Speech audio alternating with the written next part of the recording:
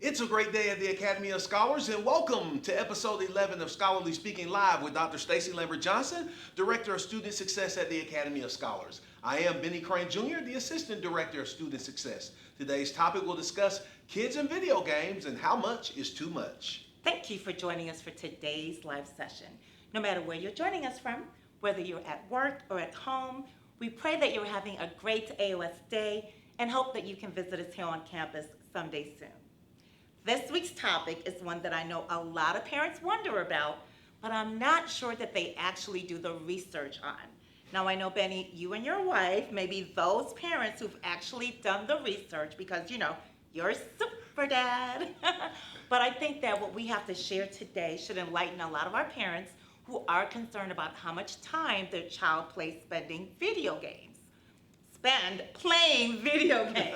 But before we get into that, Benny, where can our viewers watch today's session once it's over? As always, everything from this show ends up on our website, academyofscholars.com, including both the audio and video versions. You can also find the video version on our Facebook page, YouTube channel, LinkedIn, and Instagram. You will be able to download the audio versions anywhere you download your favorite podcast. We want to take this opportunity to say hello to the people joining us live today. Let's see who's here. People are still coming in, so come on in. We're waiting. Also, shout out to the people who follow us on our social media platforms. We appreciate you joining us. Do us a favor. Tell your friends we're on. All you have to do is hit that share button right there and comment. Tell us about your kids' gaming habits for a chance to win a great restaurant gift card. So, Benny, my grandson DJ, hey DJ, Nana loves you, is 12. He's almost 13. And one of his favorite things to do is play video games. But, he hates coming over to Nana's house because when he's at Nana's, he can't play video games all day, right? No. I limit the amount of time he can play video games, and I make sure he goes outside to ride his bike, get some fresh air, and I also make him read for at least an hour and take a bath. But he's not always with me, and I get concerned about his gaming habits and, how it can impact him. So, how much is too much? I don't know. I'm sure other parents and grandparents have had that same concern, so that's what we're going to talk about today. What about you? As a dad, do you have that concern as well as it relates to your kids playing video games? Well, I wouldn't say I have a concern about video games per se. My son Benny is the gamer in the house. Okay. My daughter Kennedy never played video games pre-pandemic. Then when the boredom of the pandemic set in, she was like, hey, Benny, what's that Fortnite all about?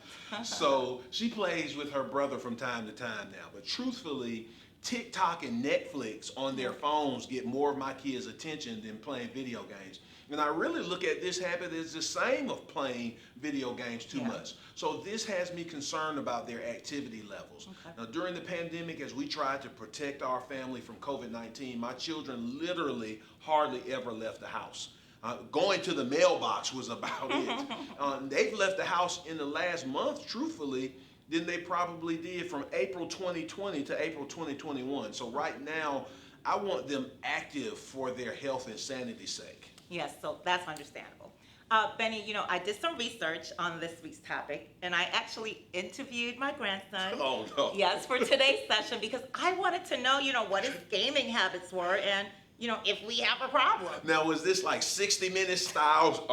DJ, what was your habit? Kind of, yeah, basically, yes. Poor DJ. I'm sorry I wasn't there to protect you from your nana. But seriously, though, I wanted to get some information so that I can assist his mom and dad, especially now that he's home for the summer and he has so much downtime.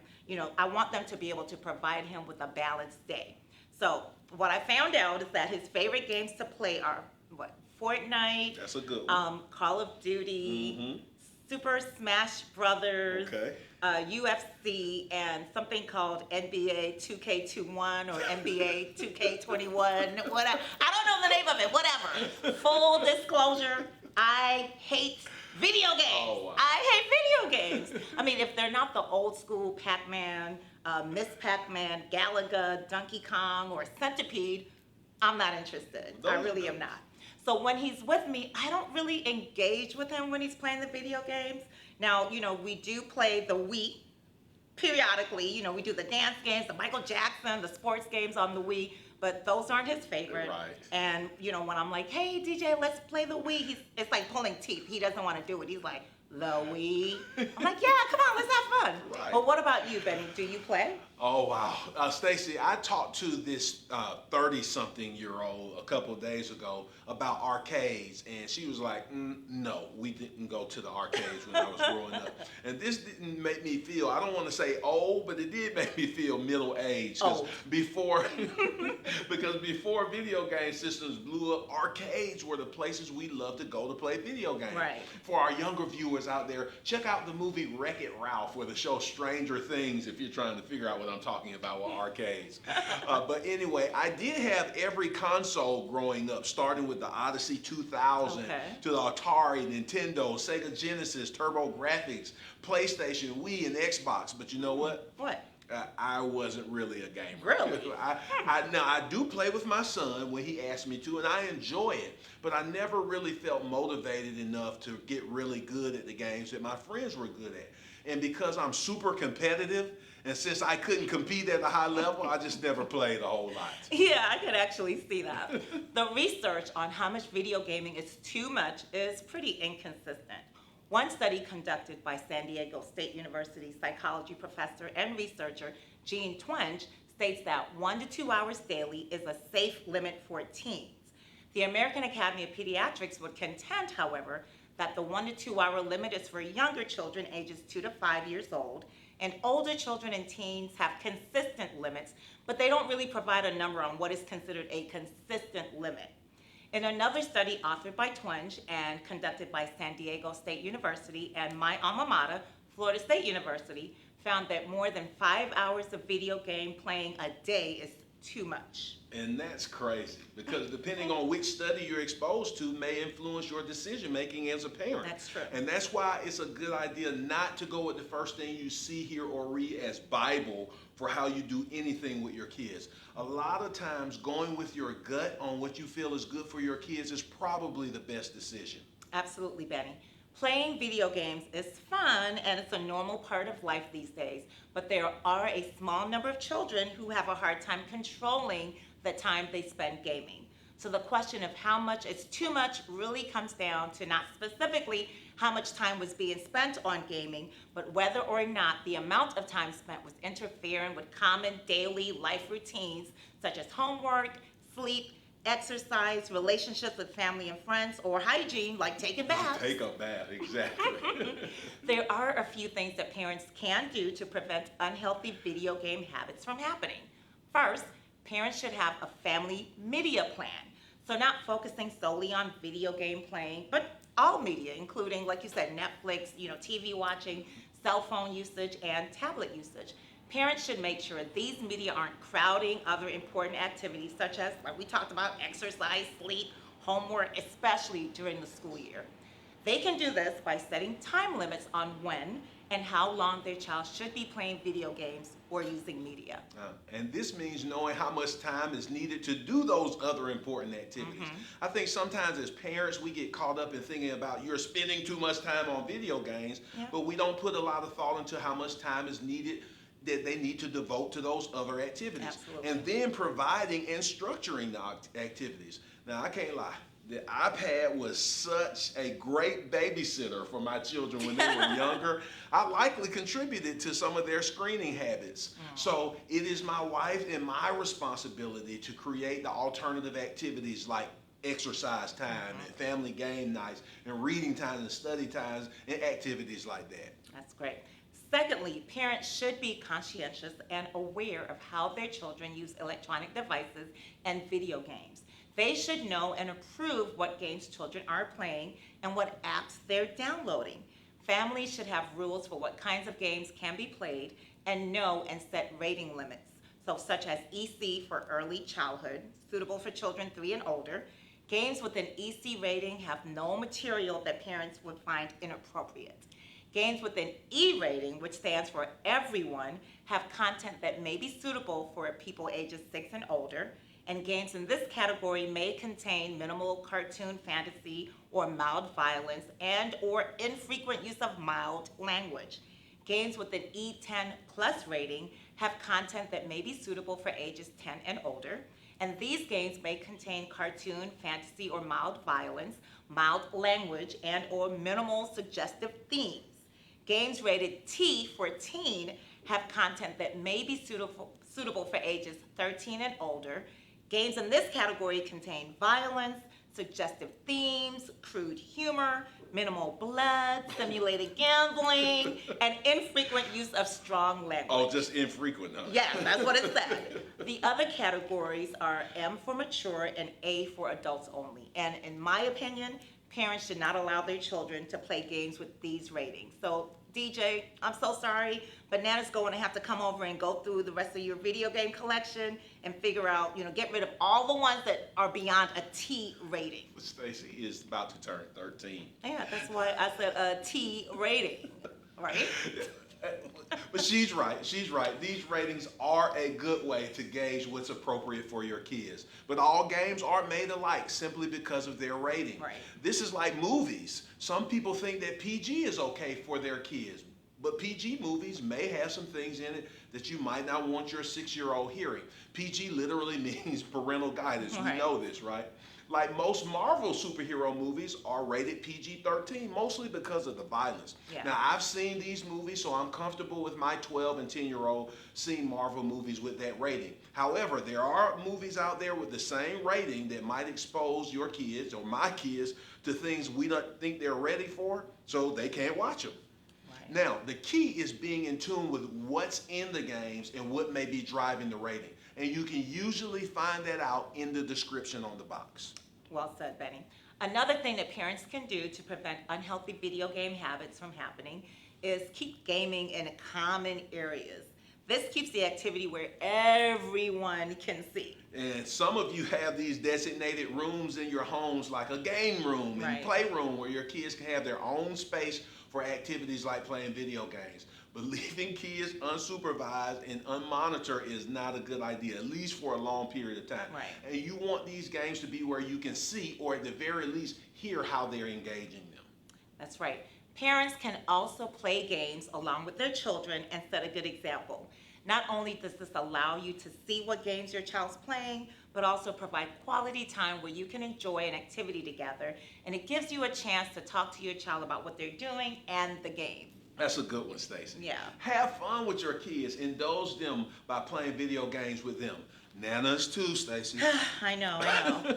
And parents, remember, and I feel like I'm talking to the dads out there with Right. this one, you're role modeling behavior when you're playing with your kids. So if you're trash talking and being a sore loser when you're playing with your kids, don't be surprised when you hear those same things being repeated when they're playing the game with their friends. I think you're talking to yourself as well.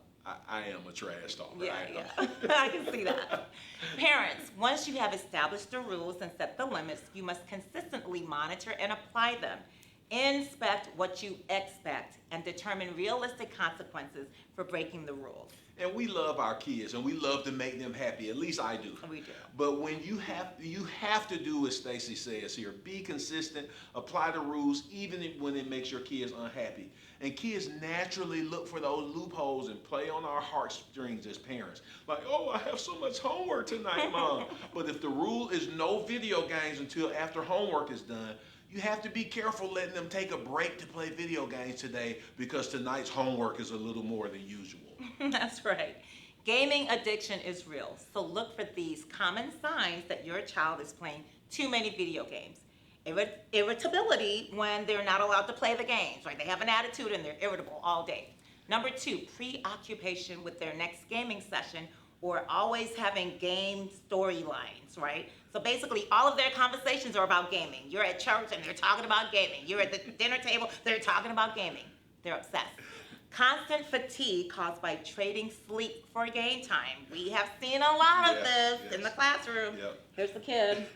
And the other kids would tell on them too. Oh, we were up until about 3 a.m. playing Fortnite. Yeah.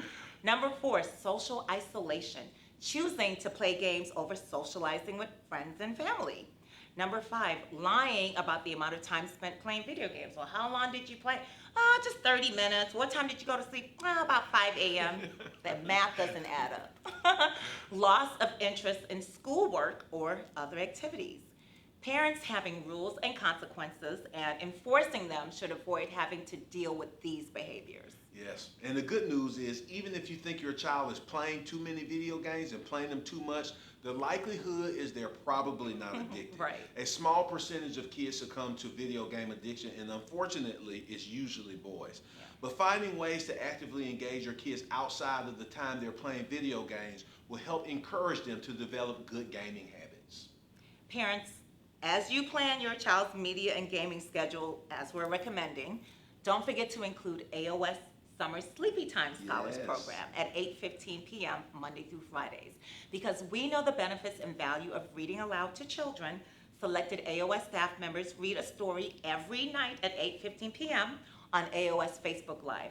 All scholars and potential scholars ages 3 through 8 are invited to join us as we read a bedtime story and pray before they go to bed. Again, it's open to everyone and is a way for us to stay connected to our scholars over the summer while keeping them engaged in the love of reading. So please join us Monday through Fridays at 8:15 p.m. Well, what do you think? Do you have a schedule for playing video games or other media in your household for your child? How much do you think is too much? Comment and let us know your thoughts on today's topic. Hey, thank you everyone who's on with us today. Remember, set your watch. We're going to be here all summer and all year forever on Thursdays at 12:01. I see Miss Scott is on here once again. Hey, Miss Scott, thank you for being on with us. This is Andre's mom. Miss Napier is on with us today. Hello from Clement Lake Mabon. CJ, tell CJ we said hey, who's a big time first grader going to first grade this year. Miss Napier says very good advice. Janine Townsend is on here. Thank you. Miss Jabbar is in here with us again. They had to limit to weekends with Jarius. Good idea. And weekdays is after school work. If it's completely correct, those are great ideas. Thank you for sharing those ideas. Thank you for everyone who's on with us every week. We're on every week at 12:01. Now, as always, we're getting ready to give away that restaurant gift card. So, Dr. Johnson, how about a number between 1 and 5 today? I'm going to pick 4. 4. So, 1, 2, 3, and 4. Miss Jabbar, thank you, congratulations. Come on up. We got a great restaurant gift card for you and JJ for you guys to go and have a great meal. And we were willing to give these to anyone, no matter where they are in the world. Because no matter where you live in the world, you can give your child access to an exceptional Christian, affordable education with the Academy of Scholars Premier Online Learning. Not only does the Academy of Scholars give your child the opportunity to engage in school at their own pace, but we also provide a comprehensive curriculum, one that will send your child into the summer prepared for the next grade level. The Academy of Scholars Premier Online Learning is the online school you've been looking for. Well, I hope you enjoyed today's live session. To learn more about our amazing school, the Academy of Scholars, please go to our website at academyofscholars.com. Join us next week as we continue our live discussions. Next week, in honor of Father's Day, we'll be talking about the myth of the absent Black father. It's going to be a good one. You don't want to miss this. Until next time, I am Dr. Stacey Lambert Johnson. And I'm Benny Crane Jr. Saying Goodbye and Be blessed.